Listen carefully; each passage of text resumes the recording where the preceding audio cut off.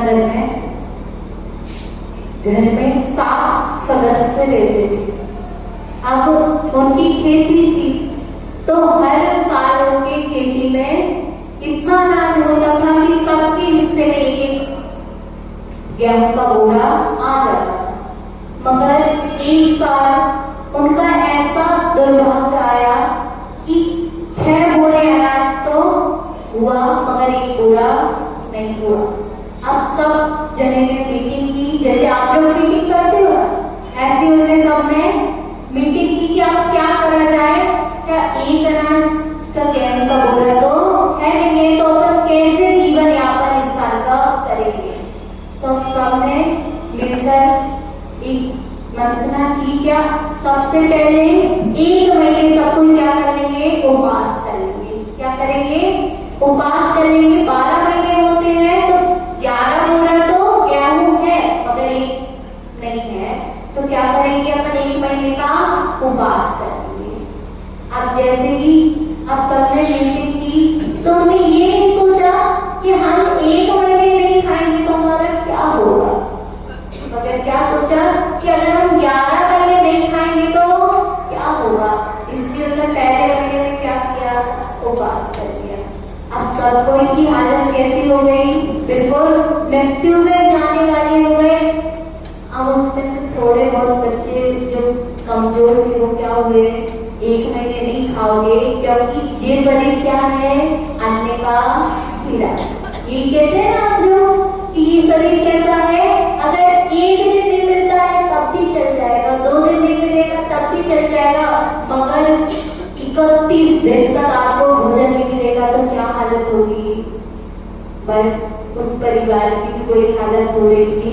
इसलिए आप लोग क्या करते हो, कोई भी साधु आता है तो अपन क्या सोचते हैं, ये साधु आएंगे, इनसे अच्छे साधु आएंगे तो हम उनके दर्शन करने जाएंगे, अगर इनसे और अच्छे साधु आएंगे तो हम उनके प्रवचन सुनने जाएंगे। और क्या करते हो, पुण्य को धीरे धीरे आप लोग, अभी आप पुण्य है आप लोगों का, क्या है अभी पुण्य है, तो आपको बिना मेहनत के साधु मिल रहे हैं, तो आपको उनकी कीमत पता है, पता तो है, कीमत तो आपको पता है। जैसे कि समुद्र में मोती डूब जाए तो आपको ढूंढ पाओगे क्या, नहीं ढूंढ पाओगे। उसी प्रकार से आपका पुण्य है, आप क्या कर रहे हो, धीरे धीरे पुण्य को क्षीण कर रहे हो, क्या नहीं।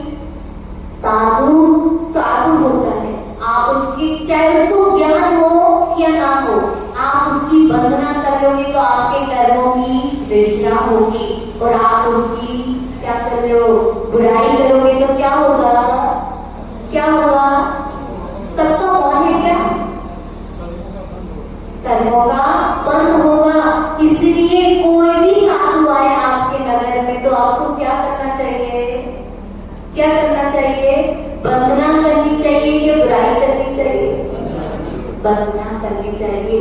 इसलिए हमेशा एक नियम ले लेना कि साधु आए नगर में, आप पिछी का बंटन देखना, क्या देखना, पिछी का बंटन देखना, और अपनी हाथों को क्या कर लेना, जोड़ लेना, और क्या कहना, जैसे आप भगवान को नमस्कार करते हो उसमें भेदभाव करते हो, ये पारसनाथ भगवान को ही मैं सिर झुकाऊंगा, आदिनाथ भगवान को नहीं झुकाऊंगा, उन्होंने हमारा किया ही क्या है, पारसनाथ भगवान को तो देखो उत्सर्ग हुआ था, तब जाके वो मोक्ष गए। आप लोग ये तो सोचते हो क्या, जो ज्यादा तपस्या करेगा उनकी सेवा करेंगे, और जो नहीं करेगा उनकी नहीं करेंगे। नहीं भैया, आप लोग क्या करते हो, मंदिर में बैठते हो और कितना रटन हो रहा है आपके मंदिर में, किस किस माता जी, कौन कौन से महाराज जी का सब विवेक का हो गया, चतुर्मास आपके अंदर विवेक आया, आया क्या, हमको तो नहीं दिखता आपके अंदर विवेक, क्योंकि आप लोग मंदिर में बैठते हो, मंदिर में क्या करते हो, पूरी लाइटें जल रही है, लाइटों की जरूरत रहती है कि आपके मंदिर में चारों साइड से खिड़कियां हैं, मगर उजेला इतना आता है कि आपको लाइट की जरूरत नहीं रहती, मगर पूरी लाइटें जल रही है, जलती है।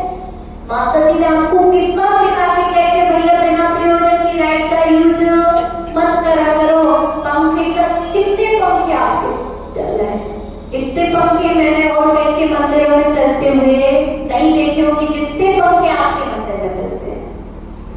इसलिए जितना ओपन से उपयोग में आए उतना तो उपयोग करो, बिना प्रयोजन का उपयोग करोगे तो आपको फल कहाँ मिलेगा? इधर मिलेगा क्या? जहां आप पापों को धोने आए हो उधर ही पाप का वध करोगे तो आप 3 काल में भी पाप को नहीं धो पाओगे। इसलिए मंदिर में आओ तो बिना प्रयोजन की आपको जो चीज दिख रही है उसको बंद कर दो, तो आपको क्या होगा? कर्म की निर्जरा होगी। और आप लोग क्या करते हो? कर्म का बंध कर रहे हो मंदिर में भी आकर, इसलिए कर्म के बंध से बचो तो आपकी निर्माण हो जाएगा। नहीं तो ऐसे कर्म का बंद करते करते क्या हो जाएगा?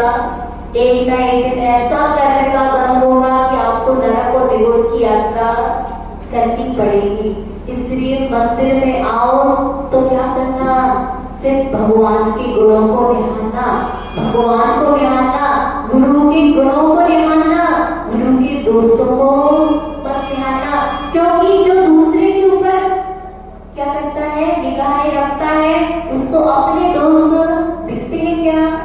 नहीं दिखते हैं। इसलिए 100 के दोस्त देखो, पर के दोस्त मत देखो तो आपका कल्याण हो जाएगा। और पर के दोस्त देखते रहे तो आप कितना ही पूजा विधान कर लो, आपका कल्याण होने वाला नहीं है। बोलो अहिंसा में विश्व धर्म की